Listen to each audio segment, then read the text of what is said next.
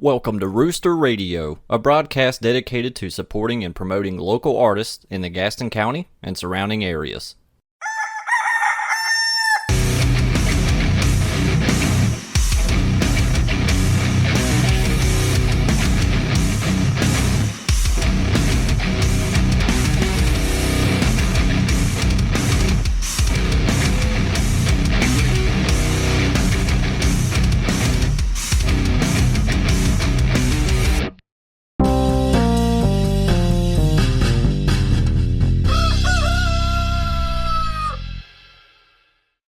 Ladies and gentlemen, welcome to the show. We are talking to Haley from the Cathy, Mabry, Clonniger Domestic Violence Shelter, and we are talking with Aaron from My Blue Hope. Where's the camera? Right here. And first and foremost, let me thank you both for being on the show. The reason we're talking to them today is because this Saturday is our 2025 Rockin' Christmas Show and Toy Drive for the Domestic Violence Shelter. My Blue Hope will be headlining the show. Haley is here from the shelter to talk a little bit about what they have going on. And let's start there. Haley, talk to us. I know that things have changed over the last year or so with your the structure of your organization, but you're still doing the same thing. I know because before we had talked with the Hope United people, and there's been kind of like a separation of the resources there. So tell us a little bit about what's changed with the shelter and a little bit about the services you provide. Sure. Well, in short, nothing about the services has really changed. It's truly just technicalities of the structure of the organization. So we have the shelter that provides the refuge for men, women, and children who are fleeing domestic violence. Hope United is more of a community-based location, and they have a court-based location that can help survivors who are not actually ready or maybe have been through something else, but they're not seeking shelter. They provide a lot of wide range of services for survivors of domestic violence, human trafficking, sex assault, child abuse, elder abuse. And then in conjunction with the Lighthouse Children Advocacy Center, we serve all of the children who may have been exposed to some of those things. So at some point we were all really co-workers, but now it's really just a strong partnership because we still serve the same people, and some of our clients do overlap, but we're able to provide services for free to all of those survivors and help them in any way that they need. So the biggest thing about the shelter is just providing that initial safety when fleeing domestic violence. Yeah, we actually have some cards here at the bar. Early on, the first time we did this toy drive, we got a stack of these cards, and Ron, I'll have you put this up on the screen while we're talking about it. But there's a safety plan on the back of this card, and there's also information for Hope United, and we keep them at the bar. If you or someone you know is experiencing any form of domestic violence or sexual abuse or child abuse, we have information here that you can take with you. You can call the number, you can leave messages, you can text, whatever, and find a way out of the situation. We've talked about this several times because every year we do this and we talk about the statistics and things like that. But today, I don't really want to get into the statistics as much as I want to get into the head of someone who's experiencing one of these things. Because I think where we've fallen short in the past is we haven't done a very good job of explaining like how difficult it can be if you're a victim or you're living with in an abusive situation, how hard it can be to get yourself out. And I would say first and foremost, fear is your greatest motivator to not leave. Especially people that's in my generation's age. I'm in my 40s now, and let's say you're a 40-something-year-old woman and you've got a teenage daughter and you're with a man who is controlling every aspect of your life, abusing you. Who knows, maybe he's got his eyes on your daughter and you don't know what to do because everything in your life depends on this person. Like you have no money, you have no car, you have no one to watch your child. What do you tell a person in that situation? How can they get the help that they need to get out? I think you just spoke to a lot of the biggest factors that come with domestic violence. You mentioned the word control, and then about all of those different things that someone might have over the other person, such as their finances, access to a car. So really, all of domestic violence and other types of abuse, it boils down to power and control. Mm-hmm. So for somebody who's experiencing something like that, I think meeting them where they're at and empowering them to take the next step. So as far as our services, that's why we try to meet them where they're at, because not every domestic violence situation is exactly like the person next to you. Right. So some person might be more financially exploited than the other.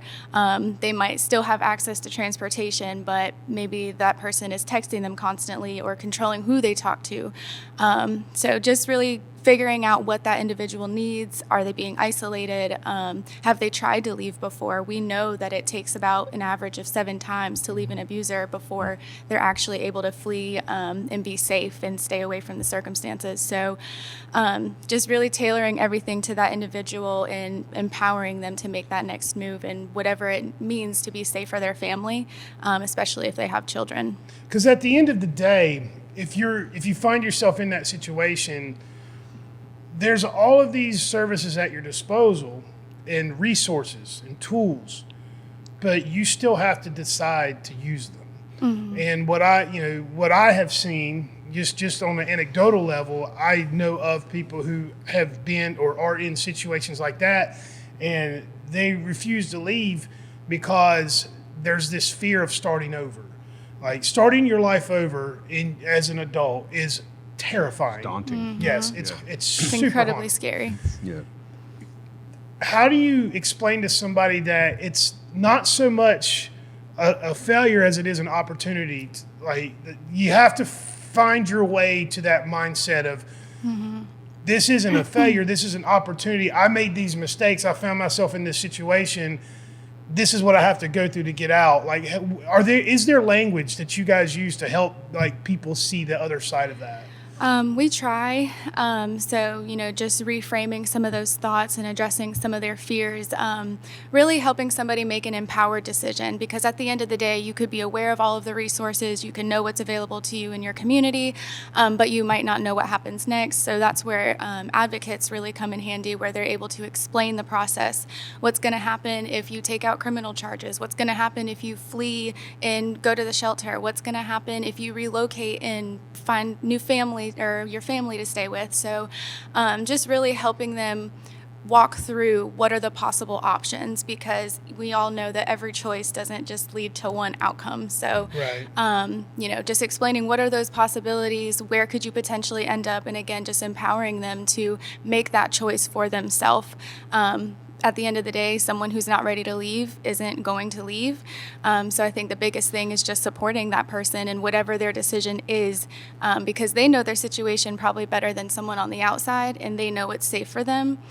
So just, again, meeting them where they're at. I'll probably sound like a broken record, but just tailoring that there's nothing wrong, because that's called messaging. It's get it through your head, that these services are available and these people are advocating. They don't know you. A lot of people have a fear of being judged. Absolutely. That's a big factor that keeps people from moving forward in the process of getting help is pride. Yeah. It's pride. It's there's also a level of guilt and shame that's associated with it. Guilt for someone feeling like maybe they've allowed something like this to happen in their life, or shame because they don't want the community or some of their friends or family to know what they've experienced. So pride, guilt, shame, whatever you want to call it, it is incredibly difficult. And especially, people who are in domestic violence situations, they're battling multiple different emotions. This is the person that you're supposed to love, and they're supposed to love you, but they're hurting you. So, and abusers do have a way of kind of doing that cycle, the push, the pull, to get them back into their power and their control. So they're fighting dynamics inside of that relationship that other people may not see. Yeah. Now, Aaron, I want to bring you into the conversation here because you, I would say, in my opinion, you're a great representative for, and I don't use this word much anymore, but the Charlotte scene in terms of the artistic, music scene. And I'll say this, the Charlotte scene does do a good job of calling out bad behavior. Absolutely. Yeah. I think that this young generation. Yeah, I really think it's a good thing to call it that behavior. I think sometimes they swing that pendulum a little too far, without having all the facts. But that's neither here nor there. What can you say about the Charlotte scene when you have experienced and seen people in similar situations like this? Do you know of resources within the scene or people within the scene that people can lean on and talk to, or places to go? Well, Because, we're talking about the CMC DV shelter, which is here in Gaston County, but a lot of people watching this might not be in Gaston County. Maybe they're in Charlotte. Are you aware of resources in Charlotte? And if not, Haley, do you know of places in Charlotte that people can go to? no. Yeah, I don't know any specific places. I actually dealt more in Union County, and there was a lot of places out there. But like particular people, no, it just seems like anywhere you go, like there's clusters of like you can turn to basically anyone within the groups. Actually, a lot of the bands themselves. But you're also dealing with a lot of younger people who are like not dealing with like, hey, I've got kids at home and doing, you know what I mean? That's more of a further down the line. Well, in one thing life about is this, what I've noticed. one thing about this generation, the younger generation that's coming up, is you and I are similar in age, and we kind of came up in a time where it was like mind your business, keep things to yourself, handle your shit. Yeah. And that's not the thing anymore. Like now it's like everyone puts their business out there for everyone to see. Which is good that it's brought into the light. It's so good much, and bad. It's good and bad. Like I don't, everyone's got a diagnosis. There was a time where it was like what happened at the doctor's office was nobody's business. Right. Just like the way you vote and all this other stuff that's now like it's part of who you are now. And so on one level, it's good that that so much information's out there, because in this day and age, I mean, I saw an example of it just this week on social media of someone in music in the area, their lady put pictures up of abuse, and like now there are calls for this band, to distance himself from this guy who apparently this isn't the first time it's happened. That was a tool that was not at our disposal when we were younger. We didn't have the ability to put it out there for the world to see. I think that's a good thing. Yeah. I think Instagram that seems to be where I see any kind of like big news that's going on within the scene. Instagram stories, like that's, and once something pops off, the scene is very like it becomes widespread engaged. Real quick. Yeah, you get very engaged. And what it boils down to is accountability. Yeah. Like now, you can't hide behind like domination and fear, and like because there was a time where you could scare your significant other into keeping their mouth shut, and it just doesn't exist anymore. Or if you were just that guy that had that pull, like in the scene, it was like, oh well, it doesn't matter. Like we know what he does, but he makes us all he's money. got Power the right, dynamic. and it's like, that's not really a thing anymore.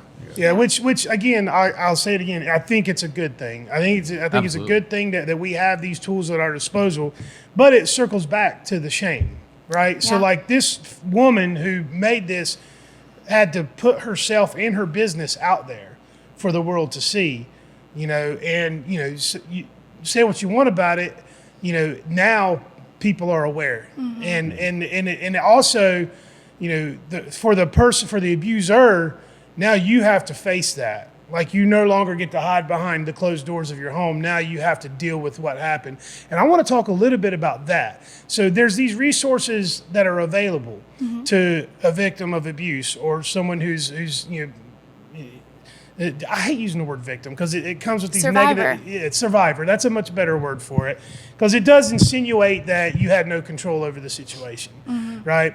But yeah, if you're a survivor and you have these tools at your disposal, like what happens next? Like someone comes and gets services from you. Let's say that they have nowhere to go and they bring their child to the shelter. What's a timeline? And I know it's different for everybody, but give someone like a general idea of what to expect. What are the next steps? And let's say that let's say you're married. So like there's a binding legal contract involved. What can someone expect, to deal with going forward? Yeah, like I mentioned earlier, one choice kind of leads to many different options. So just in general, if someone was to stay at the shelter, they could expect ongoing support during their stay, case management to help address some of their goals and some of the barriers that might be in place. So if, for example, legal issues or marriage or something like that was a problem, we would do our best to try to connect them to somebody who may be able to assist. None of us have a law degree, none of us are attorneys, so we just try our best to help those survivors get those resources out in the community that we may not provide. So as far as coming into the shelter, a lot of these people are coming in with the clothes off of their back, or if not, at least just one bag, because there's only limited space. You have to be ready to move, a lot of transition. So just coming in. Which, by the way, is a reason you should bring a donation to the toy drive. It's not just toys for kids. Hygiene products, things like that. That's part of the reason we do this toy drive, is to help out just a little bit. I know it's a drop in the bucket, but it's a big help to the individuals to get the supplies they need to keep moving forward. Anyways, go ahead. Yeah, no, it's okay. A little goes a long way. And again, some of these people have literally next to nothing.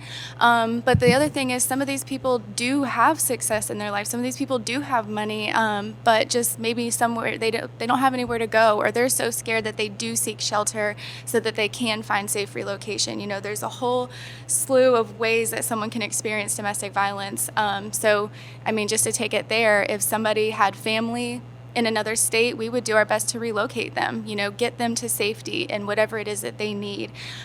So the shelters stay, it is time limited, but they do their best to work with that person individually, remove all those barriers, give them case management, again, help them make that informed decision, and then help them lay out their next steps and whatever their goals are. So if it's to get a car, to get employment, make your money, get a house, we'll help you. And in fact, we may be able to even assist with rent, or a light bill, or a Ring camera. So just to increase safety or financial security, those are huge barriers for a lot of people. So in other words, your organization understands that everybody's situation is different, and you have figured out how to kind of take the individual and take the necessary steps for that person. It's not just a cookie cutter. Never. This is how we do things. Yeah. And that's important for people to know. Yeah, and if you guys can't do it, you know how to facilitate, get them connected to whoever they have to be connected to. We do our best, because there's a lot of community resources that a lot of people don't know about, and we try to stay current, try to stay updated. We have a lot of meetings with community partners, and we're always sharing knowledge and experience with one another. How can we better serve this community, and how can we better serve our survivors? It's a great organization, and how long have you been with the shelter? Well, I began my internship in 2018 as like a bachelor's level intern. So I have progressed all the way since then. So coming up, is that 7-8 years almost, in total? And what motivated you to want to work in this industry? Oh man, I think over time at a young age, I came across a lot of people who had experienced a lot of either similar things or like things. I think trauma runs pretty deep, and a lot of people experience it, and I just was in a position to where I was able to see it and the impact, and that motivated me. So more specifically, I had a friend who was really experiencing domestic violence to a point it scared me, and I was like, I know nothing about this. I was already in social work school trying to save the world. So I thought that would be a really good opportunity for me to learn more about what domestic violence is, so that I could, one, better serve my community and also better support my friend.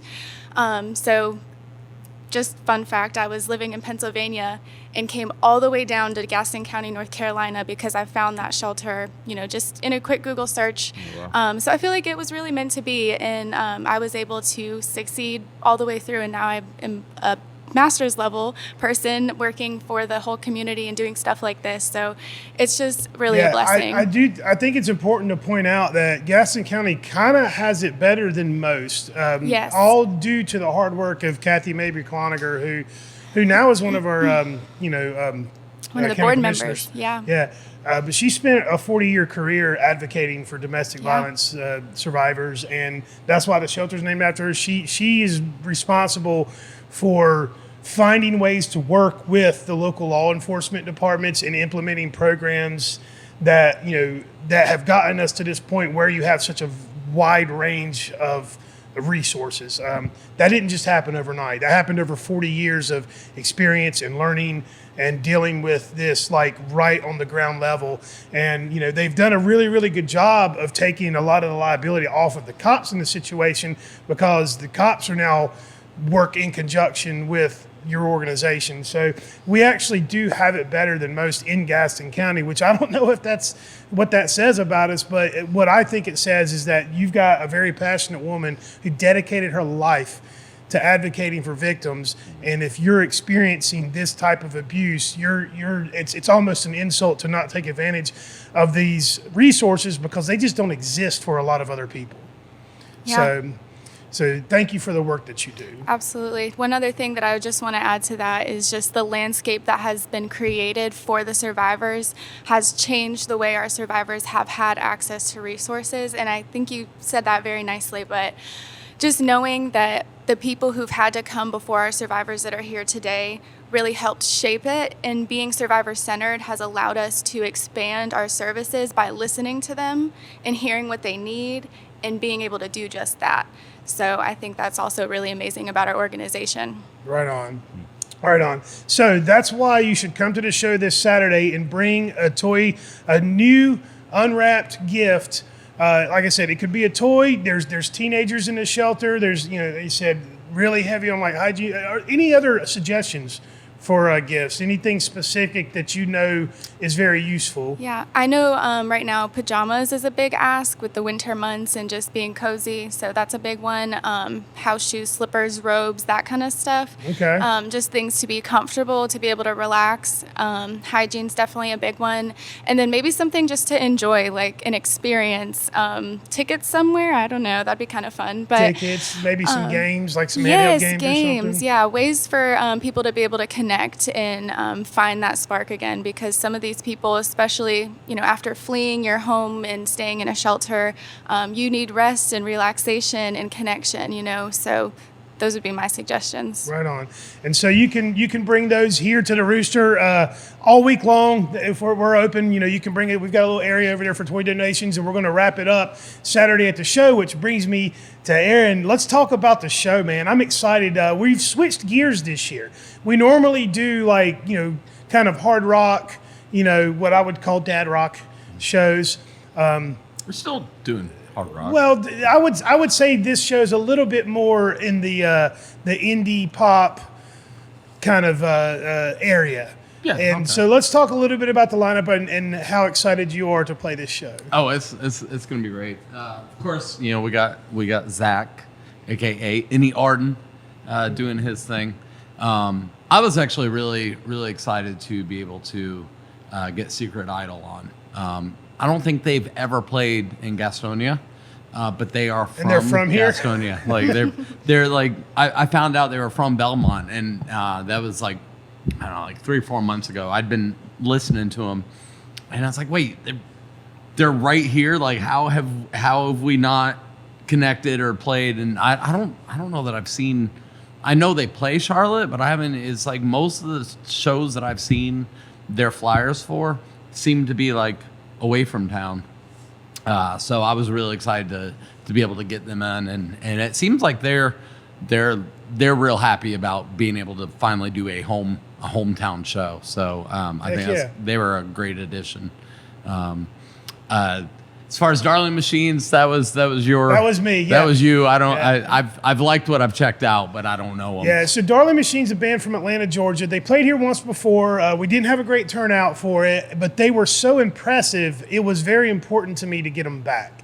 I felt like we failed them in terms of like getting a crowd for them because they were just so good. Yeah. And they've got stage presence, everything. Their music's fantastic. They're very, very poppy with it's indie, but it's poppy, and just an amazing band. And so when we discussed doing the Christmas show, I kind of already knew that I'd been thinking for months about who to bring them back with, and I was just waiting for an opportunity to get them back with you guys because I know they'd be a great match. I think you're going to really enjoy them. Yeah. And I think they're going to really love you guys too, and there might be some opportunities pop up. Oh yeah, for them. definitely the Atlanta Charlotte thing Yeah, is yeah. great. That's kind of our goal for 2026 is to Get out of town. get out of town. Yeah. Really, yeah. It's we've been playing here a lot for the last 4 years. Yeah. And it's like we just need to become regional. Well, if you're going to grow, you have to. You have to. Yeah. Like it's yeah. Yeah, I tell that to young bands all the time. I'm like, if you Yeah. guys are trying, he sees it. Yep. I tell him, I was like, I love what you're doing. I think you're very, very talented. Get out of Charlotte. Get out like, of Charlotte. go tour. And it's not a it's not a knock on Charlotte. It's not a knock on Charlotte. It's about at a all. career. And like I think sometimes people like view it that way, but it's not. It's I use it all the time, and people like roll their eyes at me because it's the Bible. But like Jesus talked about how like a prophet gets no respect in his own town, and it's like you can take that into other avenues, and it's like.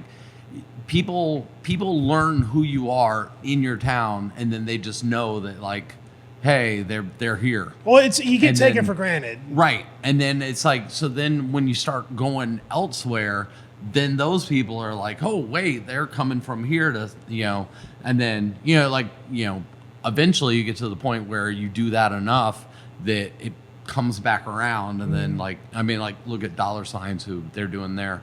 Yeah, their you want whole people thing this excited. weekend. You want people excited that you're coming Right, back, not people are excited when them you're again. in home now, and but it's it's- really is like I always say it's a young man's game, but it's like the older you get, the harder it becomes to like travel and to do any kind of touring. The more Yep. anchors you have, whether it's a family, kids, a job, a house, or whatever, it just gets harder and harder and harder to like do farther and farther away things. Yep. Longer. Yeah, term well, things. and you think about too about the way, especially the way people consume art these days. You can't just stay at home. People are getting famous on YouTube and TikTok, but that doesn't really translate into wealth or like. No, Yeah, not like, at all. like It- you, it's you a- have you even those people have to go out on the road to make money. Yep, it's a great stepping stone. Yeah. To get you rolling. It's a tool in the toolbox, but the business is still the business, Yep. right? Like the business of entertainment is still entertaining people. It's a good. Yeah. It's a good like. How did I put this before?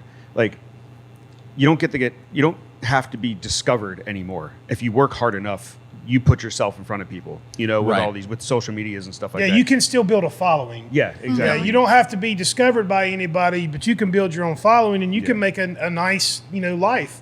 You can be a middle class musician. let's not throw promises out there. Well, the people that work the hardest. when it You comes can to have to struggle work. with a smile on your face. When it Yeah. comes to music, you're either making no money at all or you're making all the money.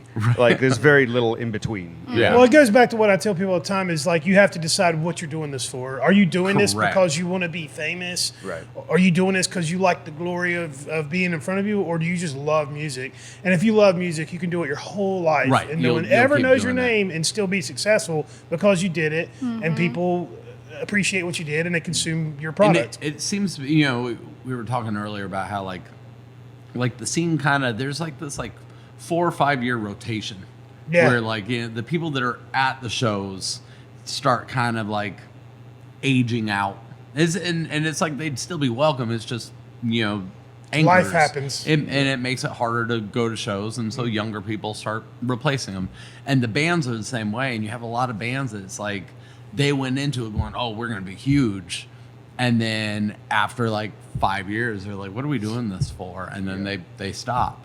And Yeah. you might have like the main guy of the band keeps doing like singer songwriter stuff, but Yeah. the band will stop, and that's kind of the Well, most that's the common nature. play Yeah, out. that's again, it's what do you want to get out of it? Right. Yeah. Do you just love doing Yeah, this? part of it has to be for you. Yes. Yeah. Oh, 100% of it is for me. Like, I do not. I don't write songs for anyone else. Yeah. I don't. It's like If you like it, thanks, but this is for me. Yeah, it really is. It's like it's for me. It's a vessel to like you've heard my songs. Like Yeah. they're sad. All my songs are sad. There's not a lot of like happy, good feelings coming out of it. But I can do that so that I can walk away from the page and walk away from the music and be that.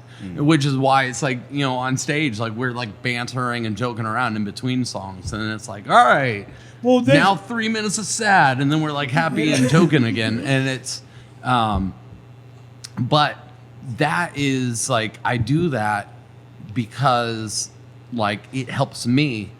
But I also know that like that was the music when I was a teenager that made me not feel alone. Right. Yeah. Was that stuff. And so it's like I do it for me, but there's also like the hope that somebody else will hear you're it not and alone. then connect Yeah. it, and then they'll be like, oh shit, I'm not alone either. And so it like Well, The what best I- thing. Go, sorry, Go ahead, man. The best thing I think that like an artistic person can do, because like in my experience with all the artists that I've worked with, they want to do the art, they want to do the emotional and all this different stuff. They don't want to fucking do the administrative stuff. So the best thing you can do is find somebody that does the administrative stuff and connect yourself to them, so you can just write and do your thing and let them promote Yeah, build a this team. and that. Right. Yeah, Build a team. because it'll kill your drive so fast if you're putting all of your emotions into your art, into whatever you're doing, and then also having to try and sell that and try and it'll just kill your drive so fast. Create content. Yeah, that- Nah, well, I got terrible at that. Back to the sad song thing, like, you know, there. I don't think I've ever told you this before, so I'll say it now on camera. One of the things I appreciate about your music, and what I love about music like My Blue Hope, is it gives, like, this is anecdotal, but it gives me an opportunity when I am feeling sad or lonely or whatever the negative emotion is that has me kicking myself. Putting on an album like that kind of helps expedite the process. right. Right? Because like we all know that those feelings are temporary. Like we all go, you know, we all have good days and bad days. And when you're in your feels, when you are feeling sad, sometimes an album like that can just kind of help you kind of process it just a little bit faster, so you can get on the other side of the negative feeling. Because at the end of the album, you're like, you kind of feel a little bit cleansed. You know, there's one album in particular that I've leaned on for the last 20 years of my life, you know, that I'll put this thing on, and by the end of the album, I feel better because I remember, I knew the guy, right? And he's rest in peace, he's dead now. But when I was his friend when this album came out, and it's a gut-wrenching album. I'll shout out, his name's Nathan Davis, the album's called Out of My Skin. Amazing album, but it's very sad.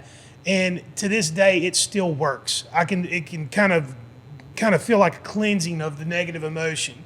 And that's what music like yours kind of helps people like me do. You know, it doesn't really work for everybody, but for me, I feel like it's a tool in my emotional toolbox to Right. kind of work my way through something. Yeah, it's definitely it's not to say it's not for everyone. Like, because I think if you just take it at surface level, you know, like it's enjoyable. But like the people who dig deeper into it, like that's Yeah, you get the They get Smashing something Pumpkins out of it. comparison a lot, but I feel like you're more like Blue October. we get that. Do you one see on- that? I though? get- Can you see that? I never really listened to them. Oh, you didn't listen to yeah, 'em? Okay. like it's which I always think is funny when like people go, oh, you know, you guys remind me of, and then it's someone I never listened to. Like Placebo. I love Placebo now. Yeah. I got into Placebo because somebody came up to me and was like, you guys sound just like Placebo. And I'm like, who is this band? And I checked them out and I was like, we sound a lot like Placebo. But Which I think is a good kind of like full circle thing, is that like how we're talking about music being healing and helpful and stuff like that.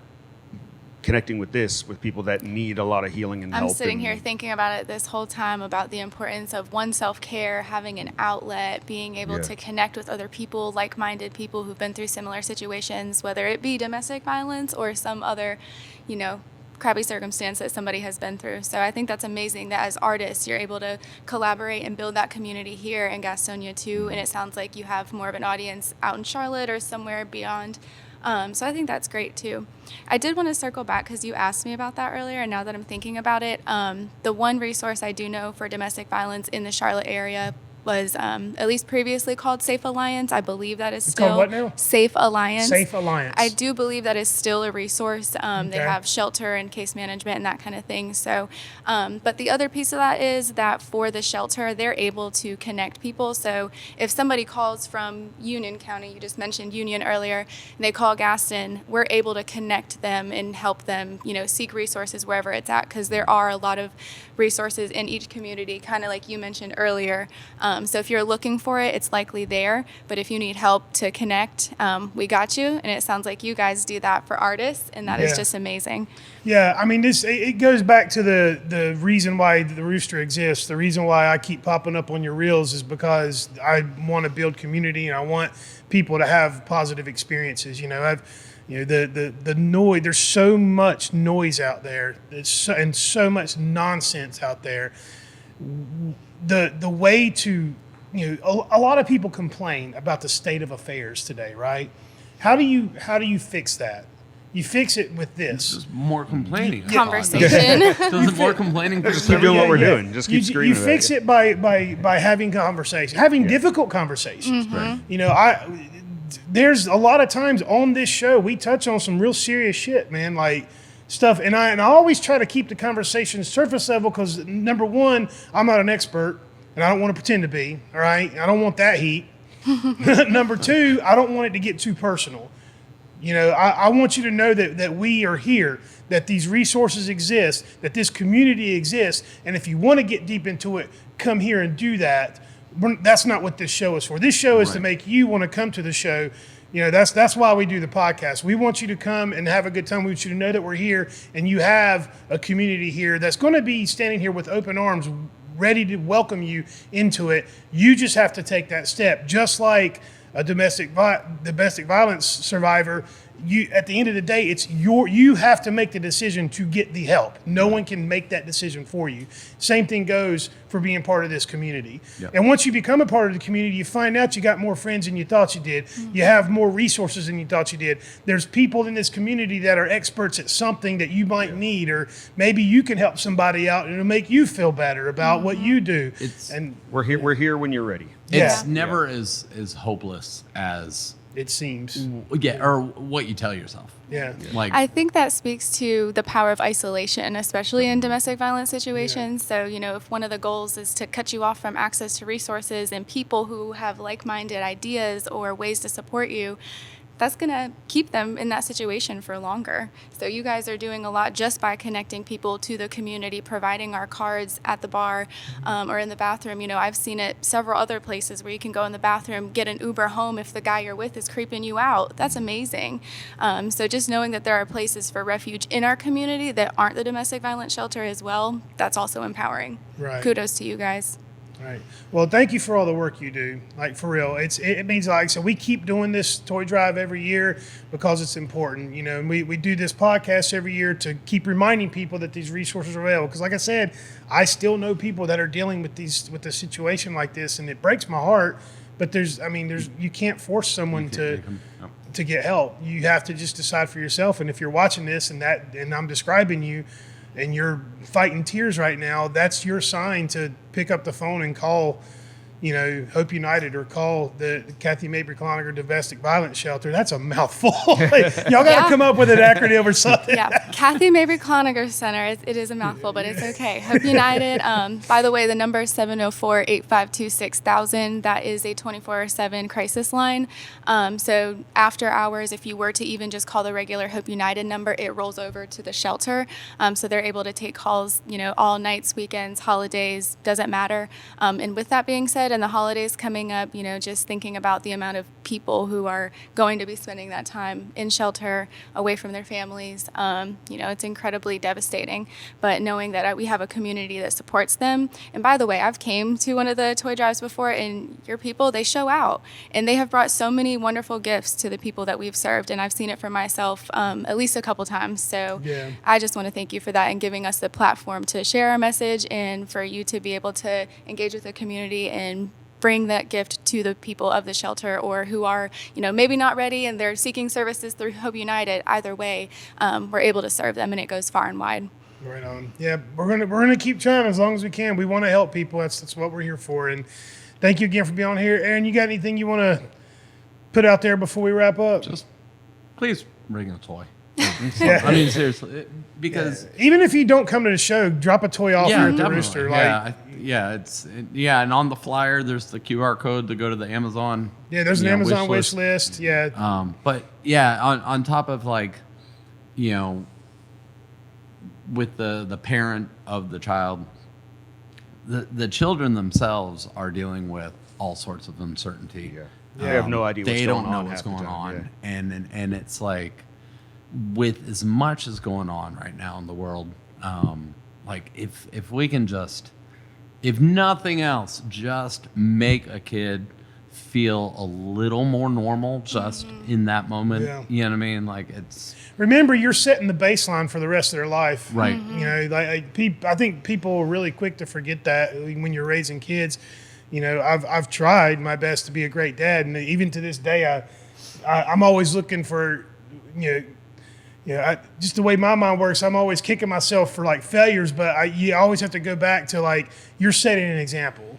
And I've had to sit my kid down and be like, look, I'm not your friend. I'm your dad. And remember that you're not the kid's friend. You're their parent. You're their guiding light. If you're in this situation, you're teaching them that this is okay behavior. You're setting that baseline. And what you're doing subconsciously is you're creating another abuser or victim. Yeah, They're chances are good. going to run with one of those. So you owe it to not just yourself, but to your family and your children to seek refuge and teach them that there's a better life out there. And that's another reason we're an all ages venue is we welcome kids. We want people to feel like kids to feel like they can be part of something. So anyways, thank you both for being here. Thank you for watching. Please come to the show this Saturday. Come see My Blue Hope. Come see Secret Idol, Darling Machine, and our good friend Zach and Ennie Arden. Thanks again for jumping on this, Zach. I love you, man. Anything else? I have so many thoughts, but if we're coming to a close, it's amazing. Oh, well, if you've got something to say, I do have a couple thoughts. Just because you mentioned something about, parents and setting that guideline, I think the most powerful thing I have learned since working with children is that one of the biggest factors for resilience in a child is a supportive caregiver. And so I think that speaks volumes, even if the circumstances are kind of crappy, giving hope to a child and knowing that there is hope and there is resilience and it is possible.